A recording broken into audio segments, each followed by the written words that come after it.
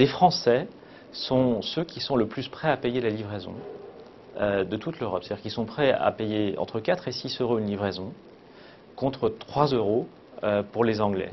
Et c'est quand même assez intéressant de se dire, tiens, là, il y a une opportunité. Certes, le coût logistique de livraison en France est supérieur à celui de l'Angleterre, mais quelque part, c'est compensé par le fait qu'il y a une propension à payer qui est supérieure en France. Un distributeur qui voudrait vendre en ligne doit, et c'est peut-être un frein aujourd'hui pour les Français à accélérer l'e-commerce, doit changer sa façon de regarder sa profitabilité.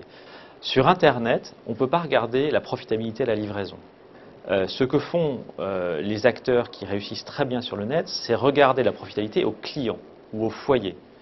C'est pour ça qu'Amazon a mis en place le système Amazon Premium, d'abord aux États-Unis, maintenant c'est déployé en France, parce qu'en fait, quand vous regardez ce qui se passe une fois qu'un client devient premium, le nombre de livraisons non rentables augmente très largement, mais au global de l'année faite avec ce client est bien plus rentable parce qu'il a dépensé aussi beaucoup plus de livraisons très rentables.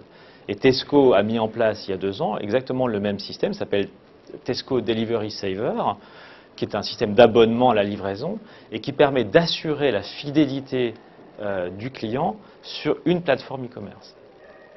Donc c'est des façons de regarder la profitabilité très différentes qui vont permettre justement de justifier les économiques de livraison de ces distributeurs-là.